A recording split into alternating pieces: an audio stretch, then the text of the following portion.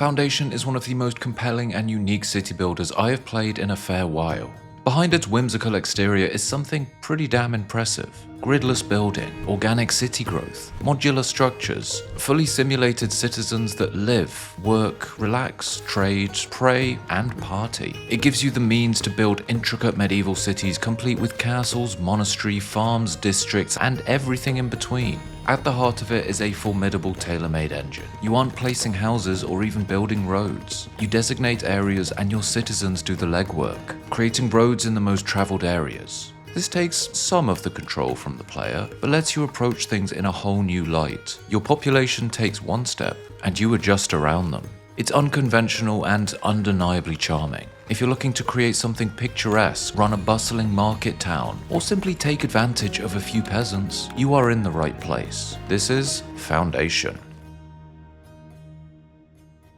You'll start from humble beginnings in a world generated to your liking. Your tools are limited initially, but work with what you've got, provide food and housing for your citizens, and more will flock to your new land. As you grow, you will expand your territory, grow your population, and increase your prosperity. This introduces new tiers of buildings to unlock, and as your prospects increase, so do your opportunities. There are 3 factions in the world: the clergy, the kingdom, and labor, and each have their own progression paths. As you move down the tracks, more advanced systems are unlocked, and a well-thought-out logistics network is needed to bring it all together. You'll need to expand your markets, and stock them with complex foods and goods for your citizens to purchase. Your serfs are great for spending days on end doing backbreaking labor, but they struggle with anything that requires a little finesse, so you'll have to promote them. As they become more important, their demands increase, so you'll have to scale up and meet them. More resources to turn into advanced materials and more industrial buildings to meet these quotas. More complex food requires more farming area, and an expectation for services and entertainment means taverns, wine production, fields and breweries turning out beer.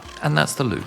Expand, get comfortable. Promote citizens to increase efficiency. Expand to meet their new needs. Get comfortable again. Promote more citizens. Rinse and repeat. All the while you will have some grand project in the background ticking away. A castle to build, a monastery to run, or a lavish lord's manor for you to pour all your citizens' taxes into. Given the heights you can reach and the extensive progression tree, it's no surprise that there are a hefty number of resources to get your head around. These get introduced little by little, and only when you choose to unlock them. Even adding things incrementally, it is a lot to juggle. But you can reduce the pressure of producing every little trinket and tidbit by trading with neighboring towns. This isn't a complex system, but it forms the backbone of the game's economy. There are a few towns off the map aligned with different factions. Upon meeting certain conditions and paying a fee, you can unlock trade routes with them, and they'll periodically send traders your way. However, acquiring the goods your citizens are clamoring for is only the first step. Your people can't access your stockpiles. Warehouse workers must deliver goods to workplaces or drop them off at markets. Market sellers will man their stalls and peddle their goods. There is a logistics chain that can unravel if you are not thinking a few steps ahead.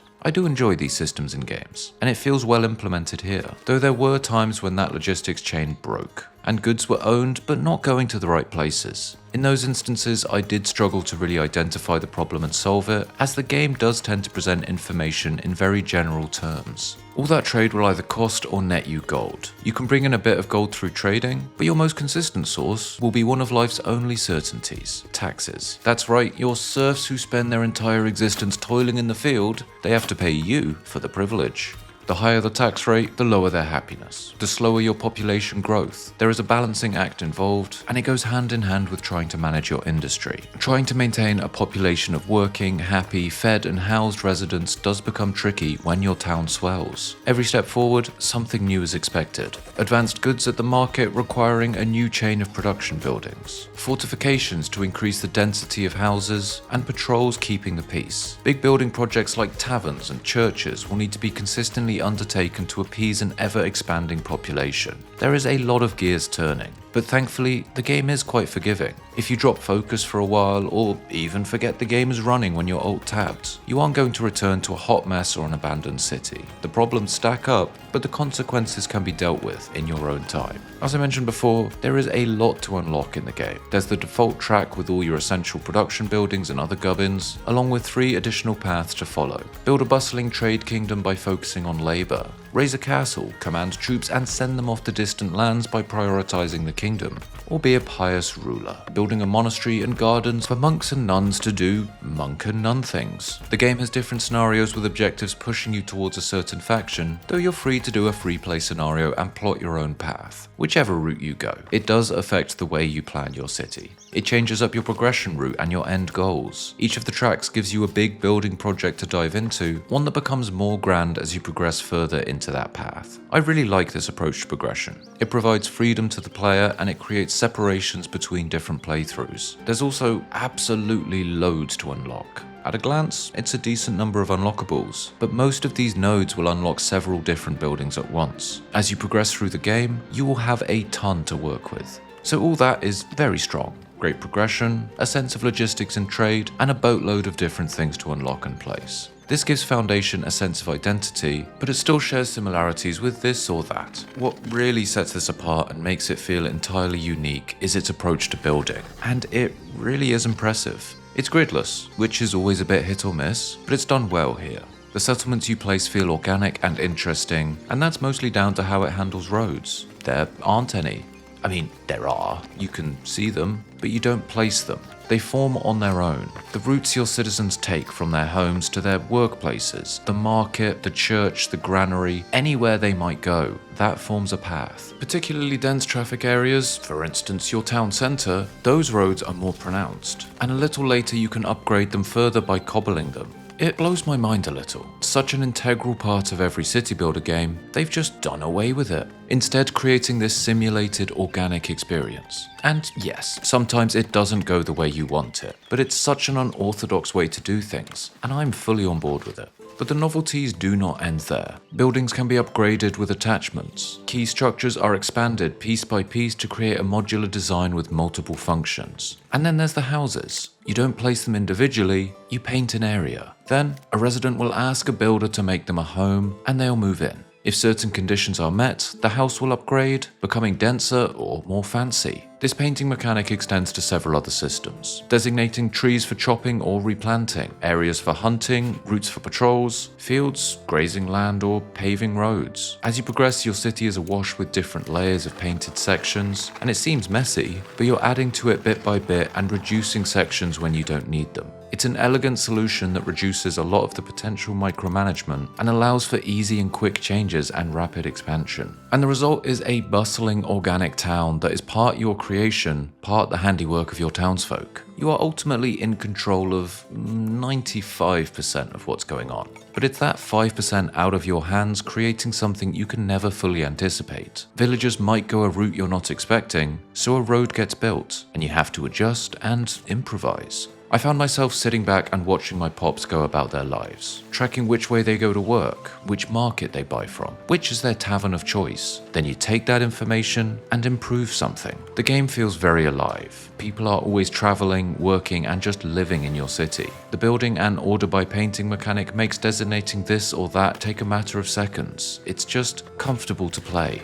It's approachable to start, but there is a lot of depth hidden away tied to logistics and citizen management. There are pitfalls to fall down that will have you re-rolling your town and starting again, but once you come to terms with the mechanics, it's easy to get things up and running and experiment in new lands. The engine and simulated aspects really are quite amazing, and provide you a nudge to build something that feels compelling. There are just so many different gears turning, and when it works, it is great. Though that is not all the time. With the computer handling roads and housing placement, it's not uncommon for villagers to have their path blocked or lose access to somewhere. In most cases, it's not your fault. Just they've got confused or are following a bad path instead of creating a new one. It's all very complex and I do not fully understand it, meaning in most cases, I don't know how to go about solving it. Everything can be fine. And then out of nowhere, you are hit with a huge stack of warnings. Trouble is, if you click on them, they don't provide any information. There's no feedback as to what's wrong. You have to either guess at a solution or ignore the warnings hoping they resolve themselves. The lack of feedback does spill over into other areas. The logistics side of the game resorts to taking shots in the dark, hoping something will get fixed, and there is a ton of information available to you, but finding something that's useful is difficult. It's hard to process it with the cumbersome book of records, and those same user experience complaints can be applied to the building UI. You have this tiny little panel to navigate, which becomes frustrating. Some systems are great on paper, but not clear in game, like patrolling and fortifications. I mostly got on board and made them work, but I was never quite sure if I was doing it right. And also,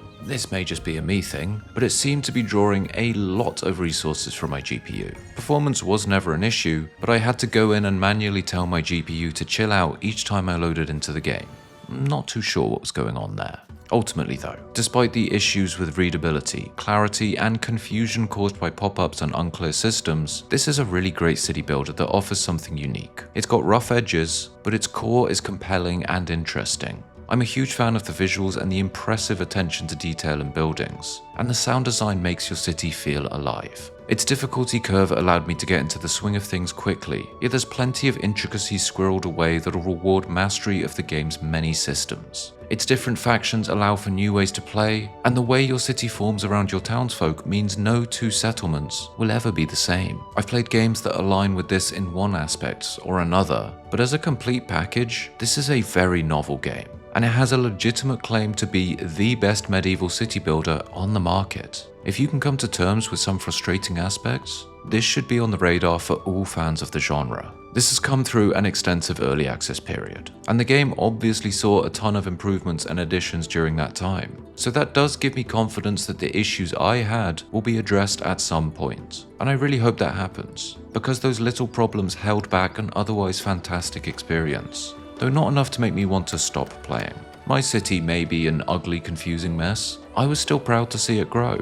And Foundation has given me that joy of expansion that I always crave for with these types of games, and that most city builder games don't deliver. If you've played it in its early access period or since 1.0, let me know your thoughts. Do you agree or disagree on my points? Or just have anything else to say about the game? Get those comments written down below. And if you haven't played and you've got any questions, opinions, or anything in between, let's hear from you. If you've enjoyed your time here today, be sure to subscribe for strategy and adjacent content from me every Saturday, and also sometimes not on Saturdays. But anyway, one final time, this has been Foundation, a city builder game that dismantles the blueprints of the genre and builds back something pretty damn great.